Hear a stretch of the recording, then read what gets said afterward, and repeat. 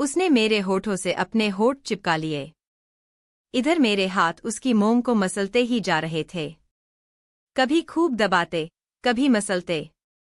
उन दोनों की जोड़ी मुझे बहुत जंचती। पिछले कुछ दिनों से वे दोपहर 1 से 2 के बीच रोज पार्क में आते। युवक कार से और युवती पैदल यहाँ पहुँचती थी। दोनों एक ही बेंच पर बैठते और उनके आपस में बात करने के ढंग को देखकर कोई भी कह सकता कि वे प्रेमी प्रेमिका हैं।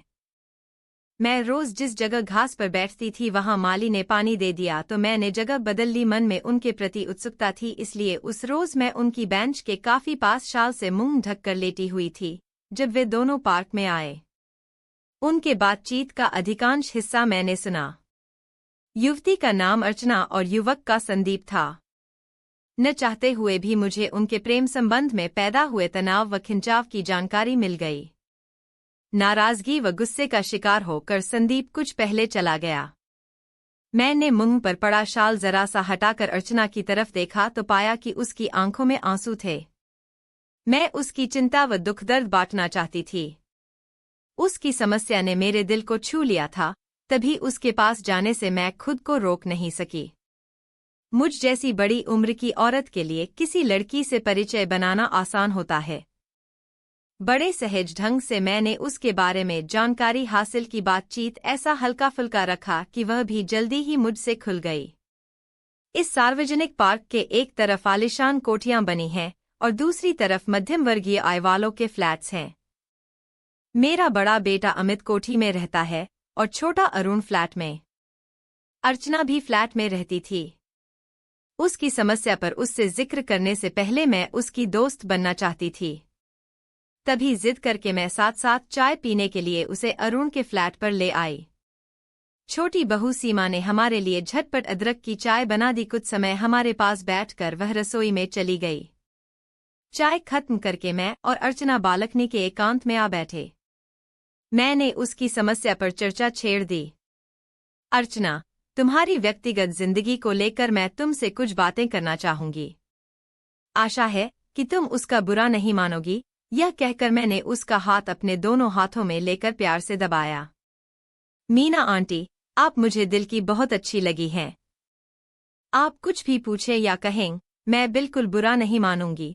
उसका भावुक होना मेरे दिल को छू गया। वहां पार्क में मैंने संदीप और तुम्हारी बातें सुनी थी।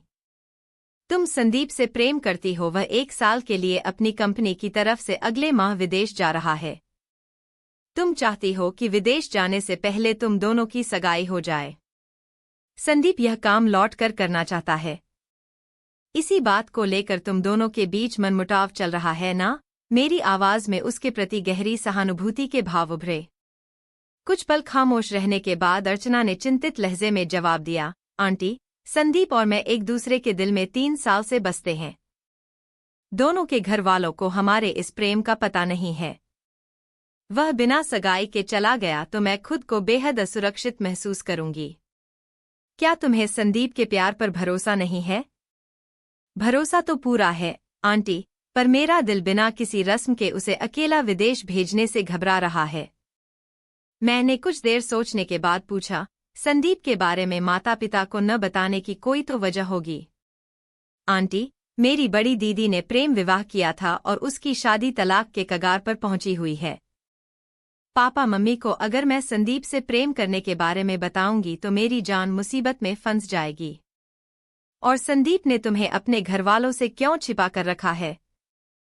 अर्चना ने बेचैनी के साथ जवाब दिया, संदीप के पिता बहुत बड़े बिजनेसमैन हैं। आर्थिक दृष्टि से हम उनके सामने कहीं नहीं ठहरते। मैं MBA पूरा करके नौकरी करने लगूं, तब तक के लिए उसने अपने माता पिता से शादी का जिक्र छेड़ना टाल रखा था। मेरा MBA अगले महीने समाप्त होगा, लेकिन उसके विदेश जाने की बात के कारण स्थिति बदल गई है। मैं चाहती हूं कि वह फौरन अपने माता पिता से इस मामले में चर्चा छेड़े।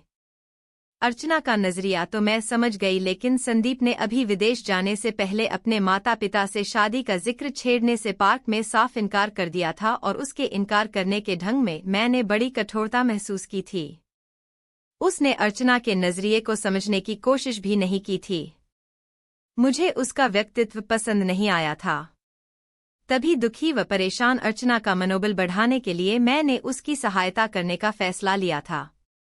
मेरा 5 वर्षीय पोता समीर स्कूल से लौट आया तो हम आगे बात नहीं कर सके क्योंकि उसकी मांग थी कि उसके कपड़े बदलने, खाना परोसने व खिलाने का काम दादी ही करें। अर्चना अपने घर जाना चाहती थी पर मैंने उसे यह कहकर रोक लिया कि बेटी, अगर तुम्हें कोई ऐतराज न हो तो मैं भी तुम्हारे साथ चलूं। तुम्हारी माँ से मिलने का दिल है मेरा।